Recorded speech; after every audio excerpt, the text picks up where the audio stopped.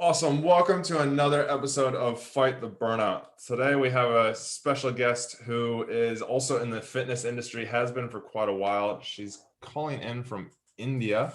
I did see on her website she did live in New York for quite a while, but she is a plant-based nutritionist and she's worked with over 12,000 clients around the world. She's worked underneath Dwayne Johnson's personal trainer. She's got awards, all sorts of different things. So Roshni, why don't you take it away? Tell us a little bit about yourself and what you do and what you've been doing.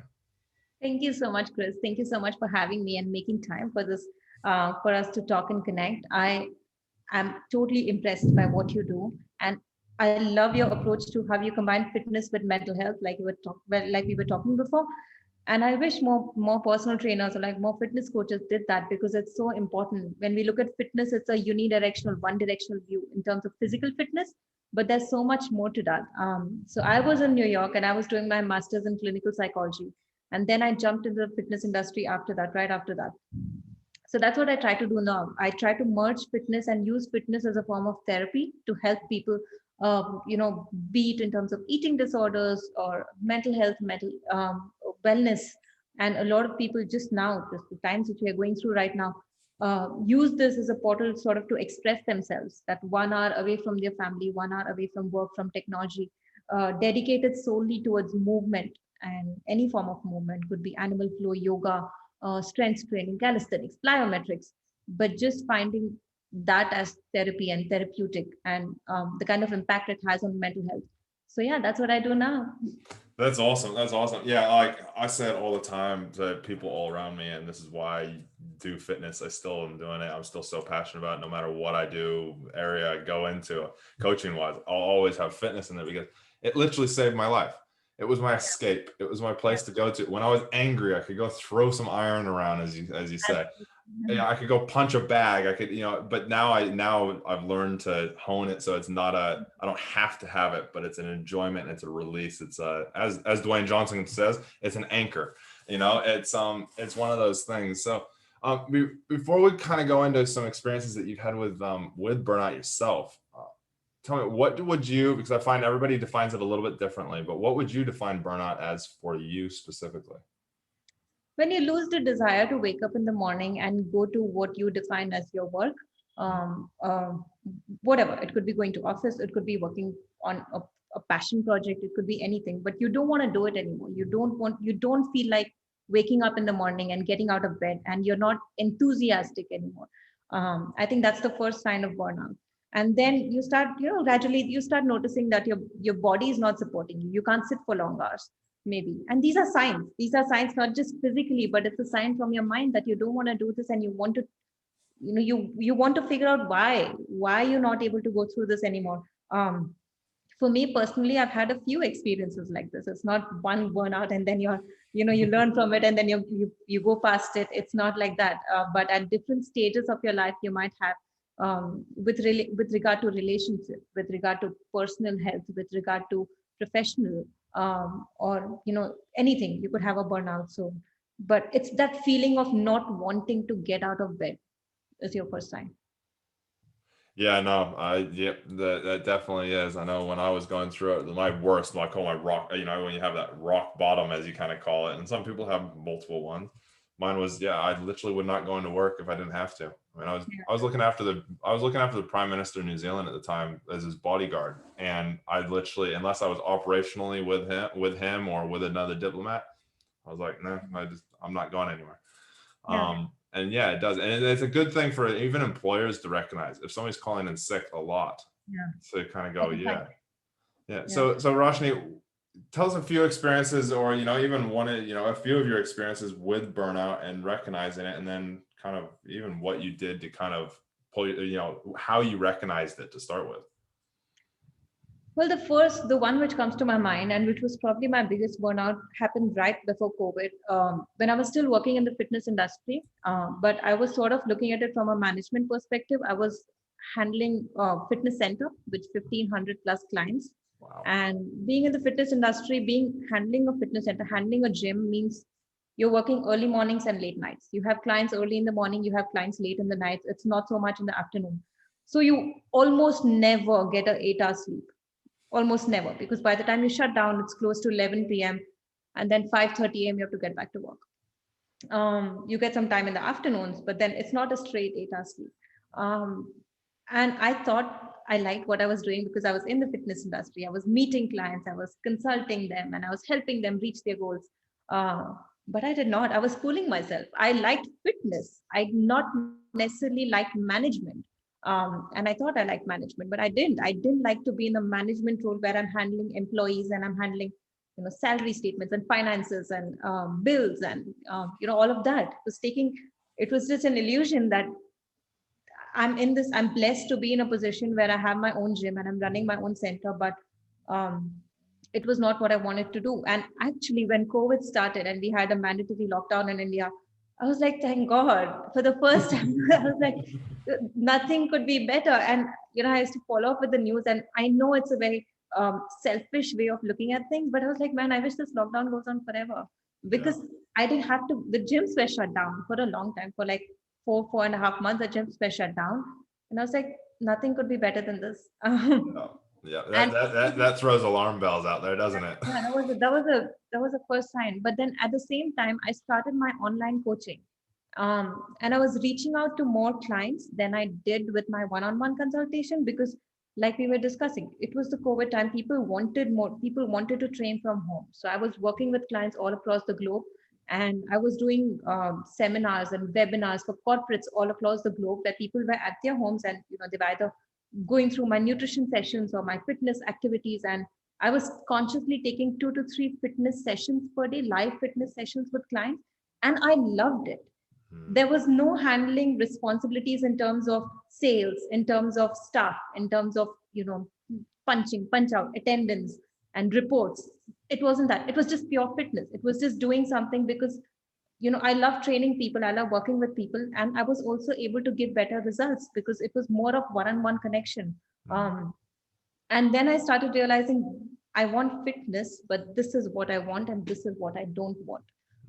And that was like sort of my pivoting point. And I'm honestly speaking, with the, if not for COVID, I probably would have gone for a few more years dragging myself, um, you know faking and trying to sort of fool myself into believing I want something which I did not really want, and then eventually realized a few years later. But maybe it would be too late by then. So I'm so glad at what I do now. I still have the gym, but I just don't get into management day-to-day activities. I'm also mentally at peace. What happens in a fitness center, if you're not involved on a day-to-day, you're not going to see growth as fast. And I'm okay with that. I've made peace with that. The 10% less profits for my mental peace is a good enough compromise. But then I also cover up with my online sessions and working with clients and reaching out and doing what I really love to do now. So how'd you come? Because I know so many people, obviously, like, I've talked to lots of people, and lots of people have gone through it. I also talked to lots of people, obviously, out in the world, and Yeah. there's so many people that are like, oh, but I can't do that because I can't afford this, or they have all those what ifs about things, and they can't ever get to that realization of it's okay. Come, like you said, have peace with it. How'd you Yeah. come to having peace with it? Well, first of all, it's not like I'm compromising my financial goals. I still have very big goals for myself. It's just I've diverted how I want my sales to come from, want my income to come from. So it's not that I've compromised for a lesser of a lifestyle. But like I also said, I would have never done this if not for COVID because I was so scared. I was so scared that if I venture out into a different line of business, then I'll have to compromise on my first line of business and I would lose out on it. Now, with COVID, I had no choice. I had to venture out, more of a necessity, and then I started enjoying it. But for people listening to this, I would suggest, even if it's like one small step, like hiring one employee for your passion project, one single employee. And a lot of times, if you're hiring an employee, you're going to work for the employee because you want your money's worth. When you're paying salary to someone and you're not earning and paying salary to a person, you're not going to accept it. So the bigger the team you have, the harder you're going to work for those people. And now since COVID, the beginning of COVID, which is March of 2020, was when I started my project. I have close to 8 employees on my second team, my second project, which is just my online consultation. And a lot of times when I see them sitting in the office and not doing anything, I don't like it. It's like burning money. So I'm going to go out and get more sales. I'm going to do something to, reach out to people, and like podcast interviews like this, and Yeah. like, you're going to work hard. So trust yourself. Even if it's like one small step, take that small step, because eventually if you want to move from this side to this side, you're going to have to start, dropping this and working Yeah. towards this. So it's going to happen. That's awesome. That's awesome. So you recognize that COVID, so many people are like, oh, COVID's so horrible. COVID's this and COVID's that. I mean, my wife lost her job with COVID because she was in the events industry and doing overseas stuff. But at the same time, we both look at it as there's so many positives that are actually coming out of it as well. Yes, there's a lot of stuff like we can't travel. We travel at least once or twice a year normally, going somewhere. But it's like all this other good stuff is coming out of it, where she and I have gotten closer. We've worked on ourselves. We've all of this. And I just wanted to reiterate that for anybody that's listening is really focus on those positives that are coming out of things. Like for you, you could have gone down that rabbit hole of my whole business is shutting down and all that and gone down the whole negative side. But instead you went, okay, cool. I'm not actually even enjoying this. So what do I enjoy? Let's go that way. So that's awesome. So what do you do day to day when it comes to overcoming and preventing yourself from actually getting burned out again, like from doing too much? I think it's multiple small things done throughout the day. Instead of, there's no one big thing. There's no one big secret. But two of the things I absolutely incorporate in my life, again, since I started venturing into my other work. One is, as soon as I wake up in the morning, it's first thought, first feeling, first action. In that order. What is my first thought? What is my first feeling? What is my first action? And I've made this a habit, because what used to happen was you reach for your phone. Everyone does that. Your alarm's on your phone. So you're going to reach for your phone. You're going to turn the alarm off, see all the notifications, and get into that for about 30 minutes. But what I do now is I hear my alarm, which is still on my phone, and I know the button. I just turn it off, and then I still lay in bed. Yeah, I lay in bed and I think about what's going to be my first thought, what's going to be my first feeling, and what's going to be my first action.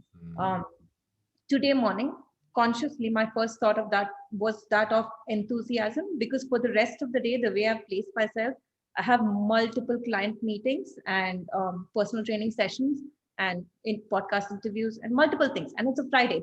Fridays are generally not busy, but it's really busy.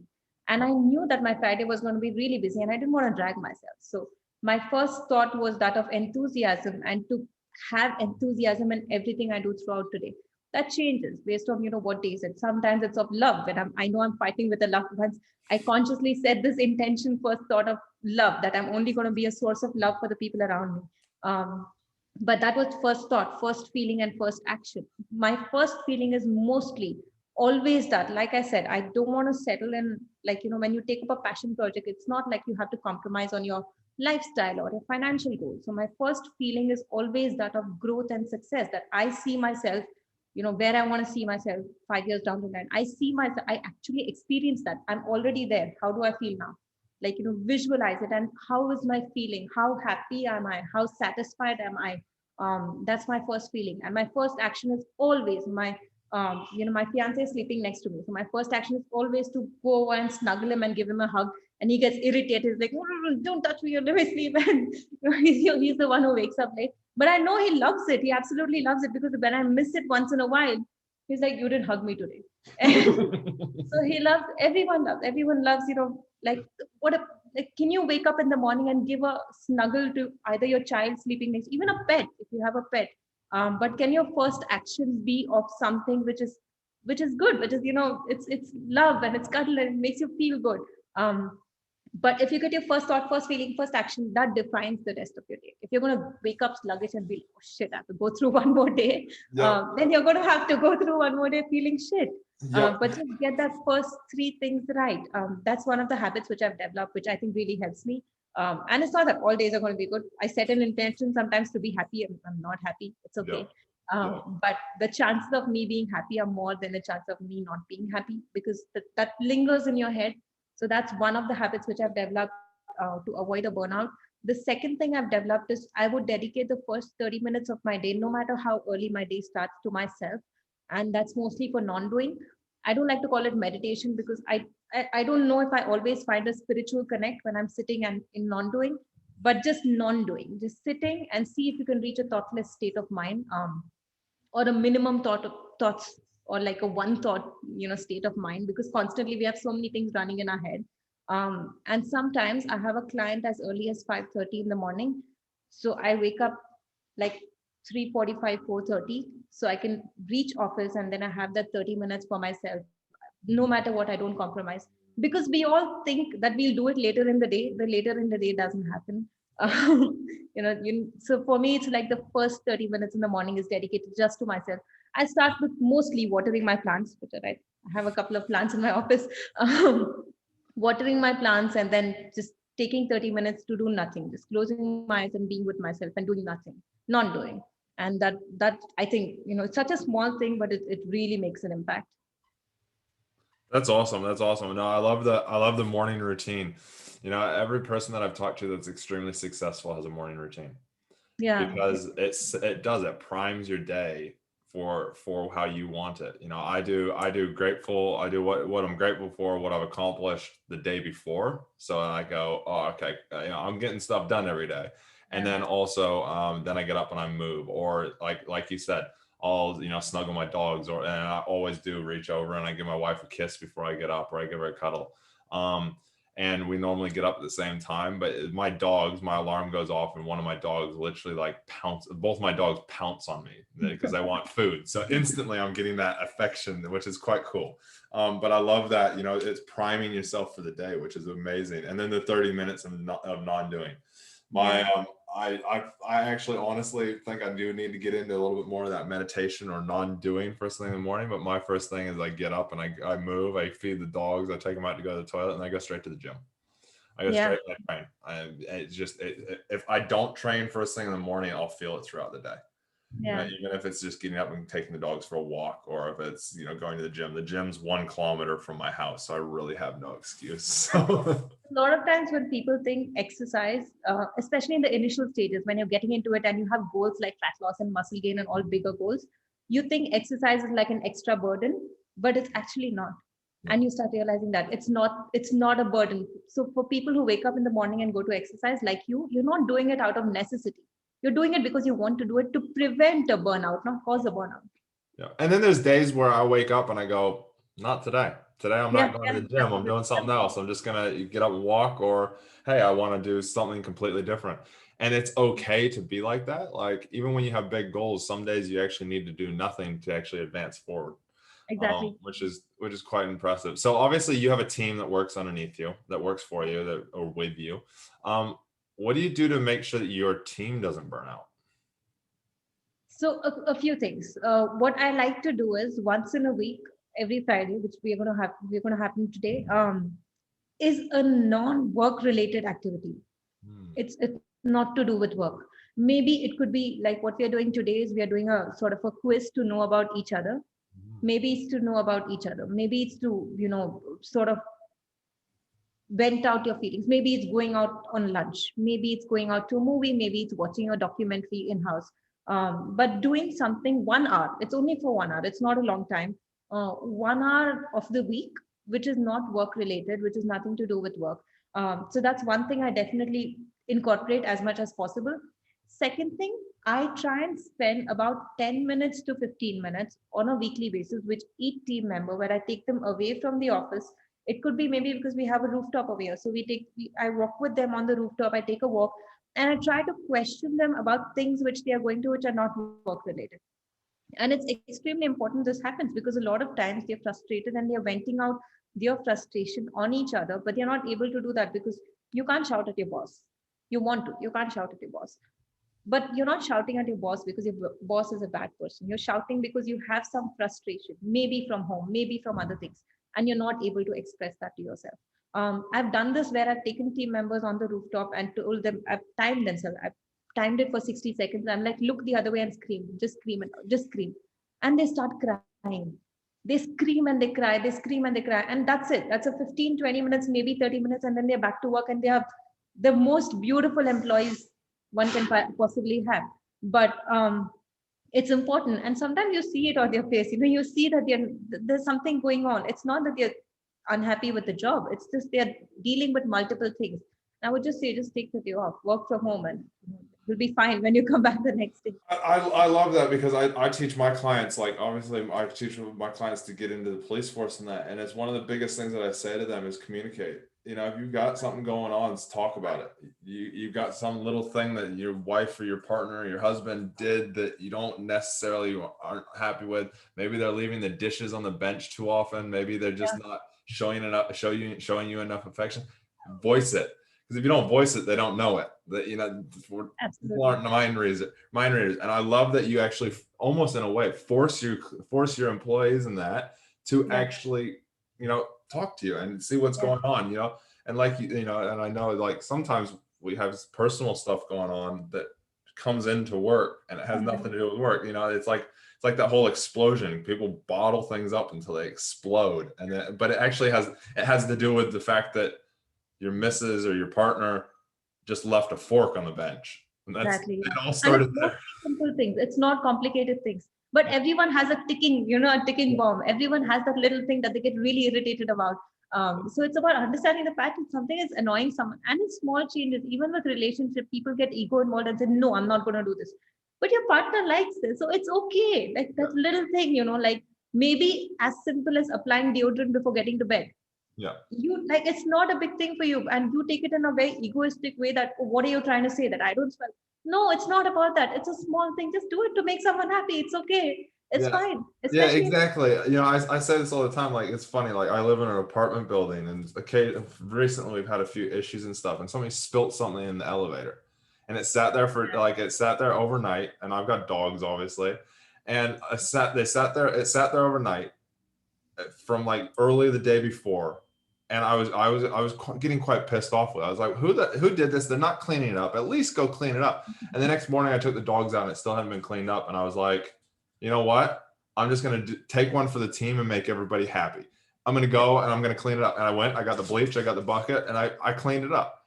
And yeah. people are going, oh, you know, thanks, Chris. You know, you go out of the way and that. I was like, no, I just do what helps. And it's But like, also imagine what an effect it made on your mental peace yeah, also, because you didn't exactly. have to see it again. Yeah, I didn't have to, and it's like, you know, you don't always have to wait for somebody else to actually do it, you know. And the communication is the big. I think it's a massive one, isn't it? It's very important. It's underrated. And Yeah. now that more and more people are working from home and the teams are divided, people Mm, don't get to see each other as often. It's underrated. I wish all companies should have a once in a week, like, a few minutes. yeah. Nothing. Don't talk to each other about how you feel. Maybe write down points. I don't like this about you. Are you willing to change? Yes or no? Either way, you're going to be, with an answer, you get an answer. Exactly. I talk about this for law enforcement and for first responders is debriefs. It's so important to actually debrief things out and say how you're feeling and say what's going on, even if it's not about what's happened today, but it's about what happened 3 weeks ago. Yeah. Is it comes back up, because otherwise it sits in there, it festers, and you're like, you know, if somebody knows that, you know, I don't like the fact that you drink weird out of your drink bottle, and it's like, okay, cool, well, okay, I get that. Well, maybe that person will then identify, oh, when I'm around so and so, I won't drink this way out of my drink bottle. Or they'll go, hey, it's just how I drink. And so the other person will recognize that, oh, okay, you know, it's not that they're doing it on purpose to me, because we do have a tendency to create stories about different things. That person does that because they don't like me, because they're trying to annoy me, you know. It's Yeah, it's simple things. Mostly it's not very complicated things. And it goes a long way in terms of waiting to explode. That's called a burnout. You're just waiting to explode. Yeah. Yeah. Oh, yeah. No, the anger that builds up inside of you is because you're getting burned out about something. So talk about it. Get it off your chest. I so wish that we could like wave a magic wand and just make everybody be brutally honest and say what they think Yeah, all the time. absolutely. Half the time we'd be like, what the, and we might not like it, but at least we know what's going on. We're not creating stories in our heads all the time. At least with your close one, if you have a sibling, a best friend, a parent, and it's not that you hate them and you're trying to tell them, "I don't like this habit about you," but you're humans. Everyone's not going to like everything about everyone. So if you have to tell your parents, don't call me at this time. It's okay. It's Yeah. okay. Tell them. You're gonna, and mostly people acknowledge, and they're not going to hold it against you and think they Yeah. acknowledge it. Yeah, exactly.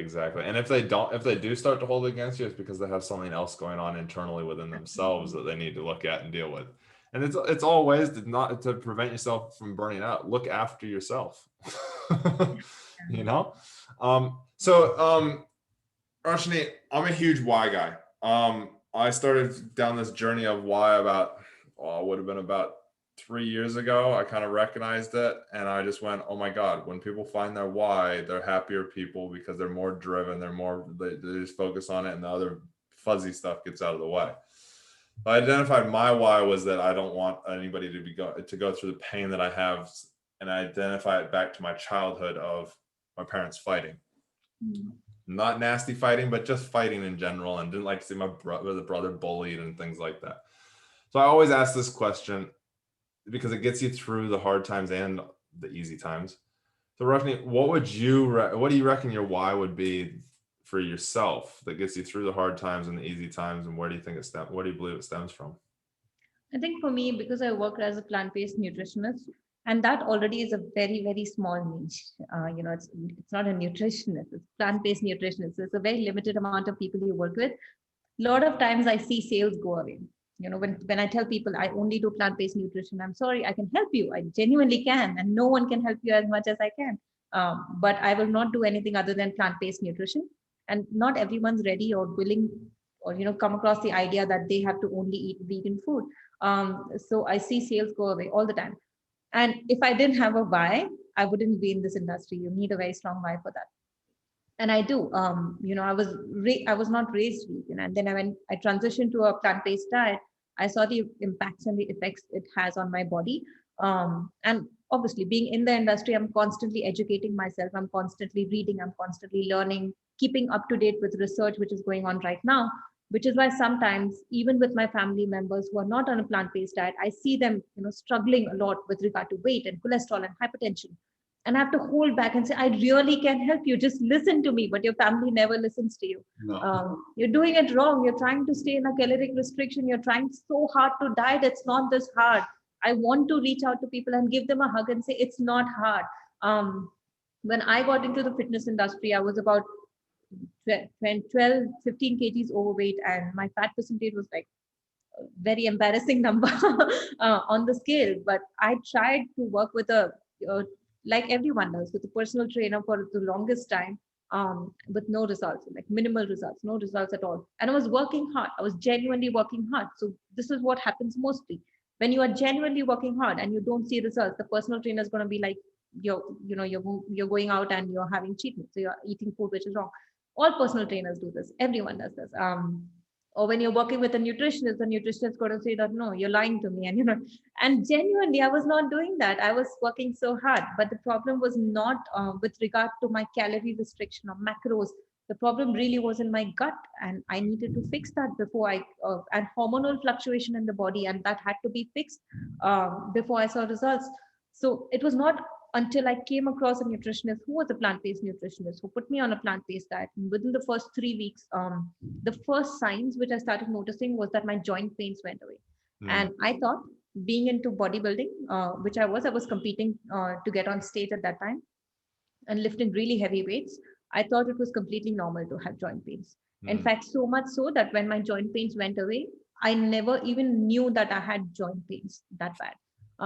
Because I just thought that's just the way it is. That's just the way every bodybuilder, feels, and it's not like that. And my digestion got better.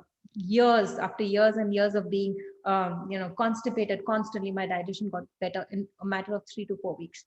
And then the more I started digging about it, reading about it, I was like, it wouldn't be fair and ethical from my end to ask someone to do something which I myself believe is wrong, and wrong on such a big level. So that was my why. I now when I work with clients, especially when it comes to fat loss, because fat loss it's not to do with your calorie restriction and macro restriction. It is about healing yourself. When your body is in an optimal, your hormonal fluctuation, there's no hormonal fluctuations, your hormones are in optimal range, your gut is healed and fixed, then even a little bit you do for fat loss is going to manifest in terms of huge results.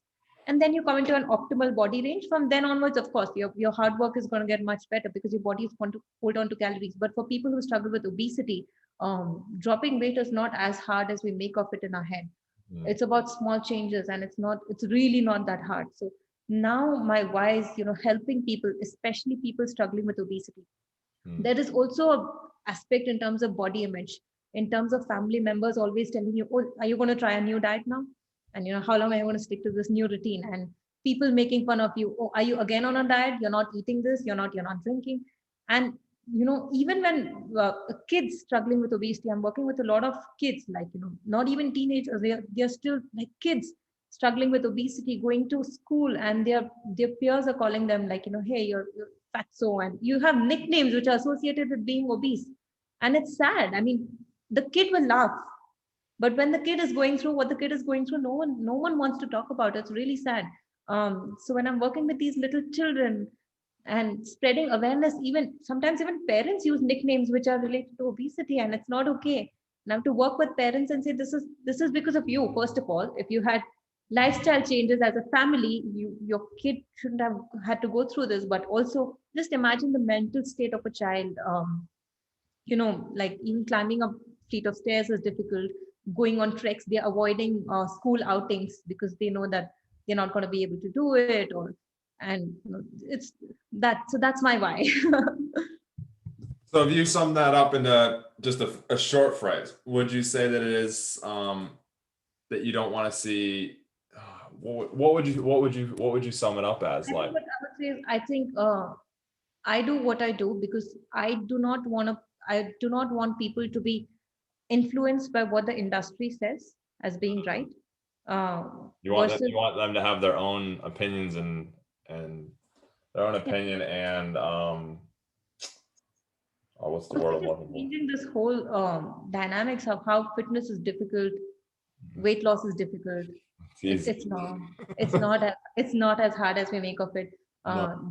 Dieting, if you do a diet, it's difficult, but you make lifestyle changes, that's what you're supposed to do. And it's not difficult. It's not as hard. Roshni, question for you because I'm just curious, and because I believe that it does stem back to it. When you were a kid, did you have anything similar happening with Yeah. you of what you help with now? I think absolutely. When I was a child, I definitely had body image issues, but also I think it stemmed from my mom, who's also raised in a background where women are supposed to look a certain way, and she had very big dreams for me in terms of how I look. Not intentionally, of course, she loves me a lot, but unintentionally, were always signals that even as when you're a child, you're sitting on the dining table, don't eat this, eat that, but this is cooked for the entire family. Then why am I told not to eat this, but you can eat this? So yeah, absolutely. I think everyone's issues stem from their childhood, and then you make Yeah. something out of it. Yeah, no, and this is what I believe. I believe like I take clients through a process of digging through it and they normally get about 4 or 5 levels deep into it, and they recognize, holy cow, and it's really powerful. But then we actually dig right down into their childhood, like pre that 7, 8 year old self, and you recognize as soon as you recognize, holy cow, like yourself, it stems from my mom, having these things and her own stuff that got imprinted onto you, and you recognize, holy cow, and then you recognize that all the patterns, all the things that you've done in the past, you've started something because of that why, and you've been really passionate about it. And then as soon as you lose focus of that why within what you're doing, all of a sudden you're like, I hate this job sucks, all these different, instead of going, hey, I'm actually here. Like I take, for example, myself with the police, my why is that I don't want anybody else to be going through pain. And if they're in pain, I want to help get them out of it. I Yeah. literally saw a train crash in LA where a passenger train collided with a freight train, and I was on the fence of, do I join the police or not? And it sparked me. The next day I went out and went for a run. The next day I got the yellow pages out. This is back like when Google was kind of first starting, and I got the yellow pages out. I went, who do I get my eyes lasered with? Because I knew I had to get them LASIK eye surgery, and so I went and got that. And literally it sparked my thing because I wanted to be down there helping those guys, helping those people that were in pain. And so I had that in the beginning of the place, but then I lost it when certain things happened. I lost it, didn't have it brought to my attention. And so in turn went down that stage of letting myself get burned out because I was constantly not focusing on why I was here in the first place. Yeah. I think that's a beautiful thing because, like I said, the first action and first feeling in the morning, maybe right before going to sleep, if I don't know, maybe I'll develop this habit of introspecting the day, and then all the right and the wrong things happen to associate them with my why. These are the things which didn't work out for me, but why am I doing this? Even though I'm seeing so many failures. Yeah. And maybe that strengthens your why again and again. I'm doing this because I don't want this I want people to be able to reach a better level of fitness with ease. So maybe introspecting at the evening right before going to sleep. I think it would be a beautiful. I think that's an awesome thing. I'm going to start implementing that. Well, there we go. There we go. You have it today. Remember your why at the end of the day, and take everything from the day and apply it to your why, and go over it. Whether you want to journal it, whether you want to just do it in your head, it's a very good idea. So Roshni, if somebody's struggling to find their why, what advice would you give them to try and I figure think what happens is sometimes when we feel we are passionate, when you're young, you don't know what your passion is. I changed my major like 4 times, and there was always I wanted to be an animal psychologist. I don't know what I'm doing right now, and that's the reason I went to New York, because India didn't have animal psychology courses. But then it happens when you're young, and that's supposed to happen. It's such a beautiful thing about life, and especially in your educational years where you get to try so many different things. So I insist, when you're at the 25 and younger, experiment. It's okay. It's okay. Don't force yourself to find your why when you're not even 25. It's okay. If you do, amazing. If you don't, it's okay. You're one of the blessed ones to be able to experience multiple fields. But also, post that, when you do find your why, like for me, I knew it was fitness, but for me, I didn't know what in fitness it was. And you get into a track where you're working on your passion, but you don't enjoy it. Then sit back and ask yourself, what components of this am I enjoying? What components am I not enjoying? And in anyone's job, life, passion, anyone, there are always going to be components you're not going to be enjoying. Everyone, even in my day-to-day life now, there are things which I really don't look forward to. I don't like it. I just don't. I do it for the sake of doing it. But the components which you're enjoying should be about 80%. The things you don't enjoy about your day-to-day activity should be 20%. And if it's the other way around, then see what you can do to make sure that the things you enjoy, you start growing them. Let's say, for me, when it comes to fitness, working one-on-one with clients, customizing nutrition plans was something I was enjoying. Management was something I don't enjoy, but I was doing 80% management and 20% customizing. And then you switch that. And it was such a simple thing, but I would have never realized it. Never realized it. So I think, and especially when you work really hard to build something, you build a brand, and then you feel this is not my passion project. What are you going to do? Because you work so hard to build it. You can't tell this to anyone, and you can't do anything about it. Comes back to that communication side of things, doesn't it? Yeah, it happens. So just see what components of your work you're enjoying, and there's always scope to grow in that particular thing in terms of what you're enjoying. I don't think, sometimes when I think about it, I don't think I would do so well or enjoy if I expanded plant-based nutrition to nutrition for everyone. Let's say someone comes up to me and says, customize a keto meal plan. I can, because I know how calorie counting, I know macro counting. I absolutely can. And I don't think I would enjoy it though, because that's not to do.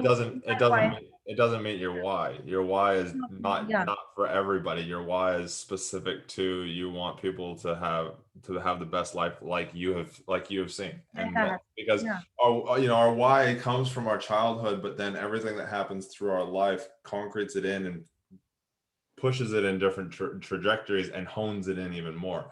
Yours, with going through the experience that you did with with going on to plant-based, is literally has honed it to go towards plant-based is part of my why now. exactly. So yeah, so I think align your why with, but there's always scope for you to find your passion and then continue to grow, and also mentally be okay. There's still things which I'm not going to enjoy. I'm not going to like it. It's okay. As much as possible, as you keep growing, delegate it. You have interns to do that. You have your staff to do that. So keep delegating it as much as you can, so you have more time to do what you love to do. And there are certain things which only you can do, which no one else can do. And if you continue to just do that, it's fine. Yeah, exactly. So Roshni, what would you say? Obviously, we're both in the fitness industry. You've been in it for, you're more hardcore into it. I would say I'm more into the mindset. I love the mindset stuff. That's where my passion is. Not even really the fitness side. That's just a bonus of it.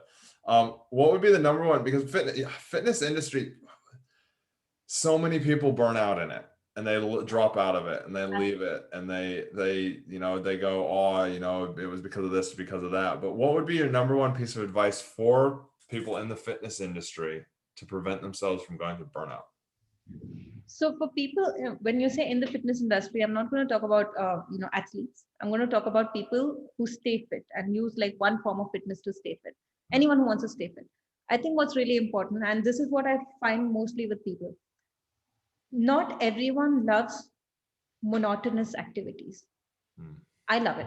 I could go in the gym every single day for the rest of my life with headphones on. As long as I have my dumbbells and barbells, I'm set. I don't want anything else. And I genuinely enjoy that. But for most people, what my advice is, you're not an athlete, you're blessed. If you're an athlete, you only have to do that one particular sport. But if you're not an athlete, just imagine the possibilities. 12 months in a year, pick up 12 different activities. Mm. Maybe kickboxing January, maybe CrossFit February, maybe Zumba, March, 12 different activities. So at the end of the year, you're literally a jack of all trades. So if someone's having a conversation on fitness, you could be like, oh, I've done that. Yeah. Oh, I've done this. I like And that. there's so many different things. And because you're always a beginner, you've never mastered anything really. You're just a beginner. The beginner is the most beautiful phase. It's like a beginning of a relationship. You don't know how to do it. You don't know how to Zumba. You're going to be really bad in the class. And just when you start improving, you start really enjoying it. And then it's time to switch to something different.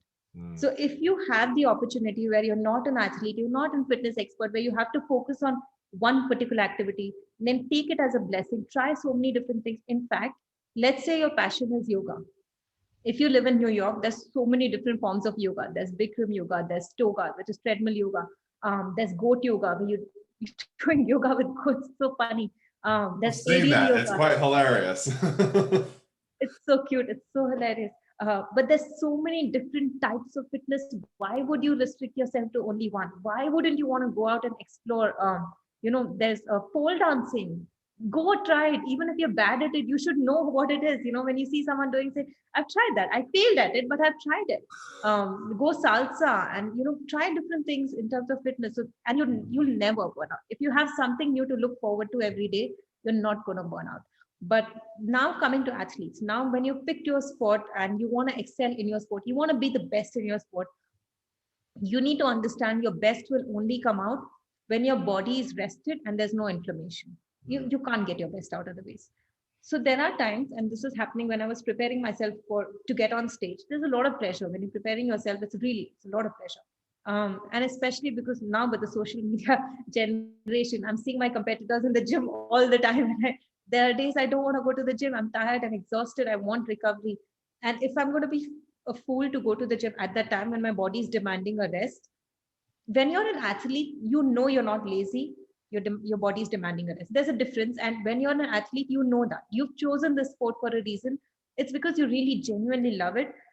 I don't think, not in the initial stages, but at least later, I don't think athletes will ever miss a session because they're lazy. They don't do that. It's a lot. It's driven. So when your body is demanding rest, it's okay. Yeah. That one day of rest is going to give you more in terms of performance the next day versus having to push yourself just because you've set a target. Yeah. I think it's okay. In fact, mentally allow yourself. Per month, you'll give yourself 2 days off whenever you want. And that becomes easier because most people have this. I've set a goal, I have to do it. I've decided I have to do it. Everyone has this. And I think it's a beautiful, trait to, incorporate. But generally, mentally be ready that a few days of the month is your day to do whatever you want. I always tell my clients, because obviously I'm training. I tell my clients, you're training to be a minor athlete to join the police. Like we talked about before this episode, this interview, you got to do a 2.4 or a mile and a half run in 12 or 11 minutes, depending on your sex. And then you have to go do push-ups straight afterwards and a jump and a grip test. And I'm like, you're training to be a minor athlete.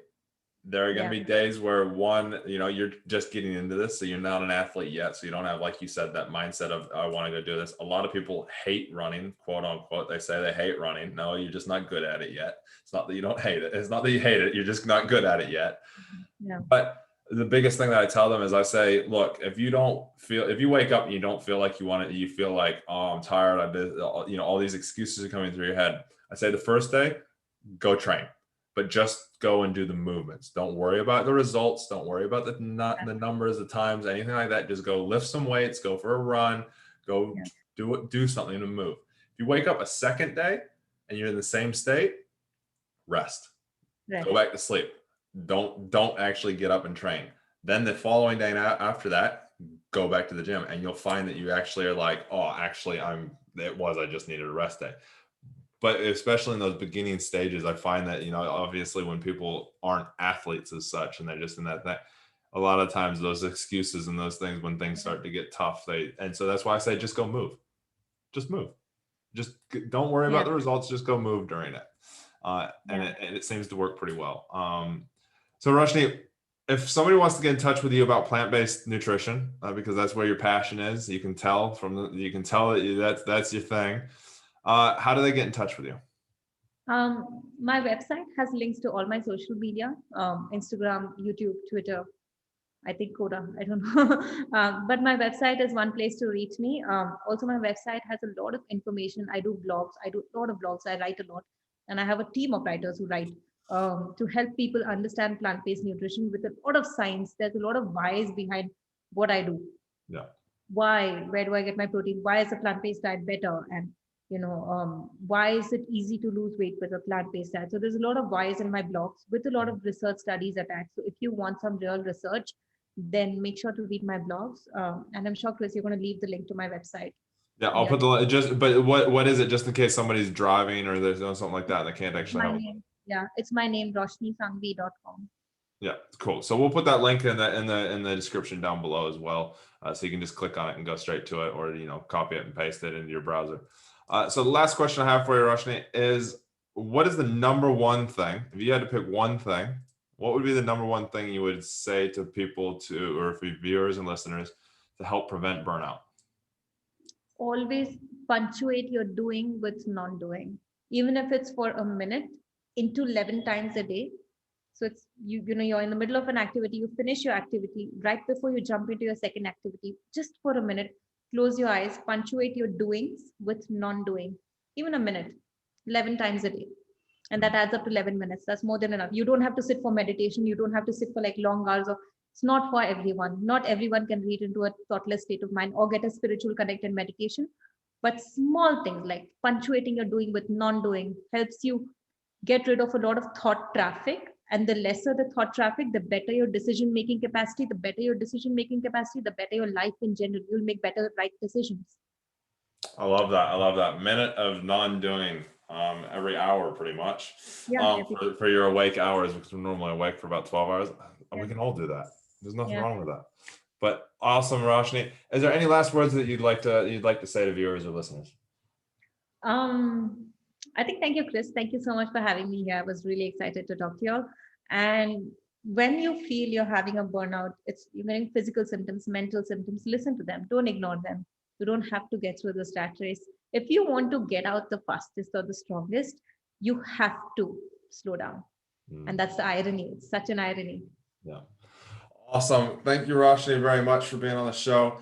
Remember, guys, here at Fight the Burnout, we're all about giving you knowledge to do things. But at the end of the day, having lots of knowledge doesn't necessarily mean you're going to use it correctly. So if you're looking for assistance specifically, you want some help, you want some guidance, some coaching, you can either reach out to Roshni. She does a lot of this stuff, especially when it comes to fitness and plant-based stuff. But we also do here at Fighting the Burnout, we do a lot of mental health stuff as well with you. So just flick us an email at fighttheburnouttpodcast@gmail.com, and we'll organize to catch up, have a chat, see what's going on, see where you're at. But till next time, our motto is train hard, test easy, because we want to test easy at the end of the day. And so this is why we train our minds so hard. We give you all the knowledge that you need. We help you along the way. And remember, sometimes training hard is actually taking a break. And so train hard, test easy, so that when you are tested, things go with the flow, and you don't actually get tested really all that hard. Till next time, guys, we love you all.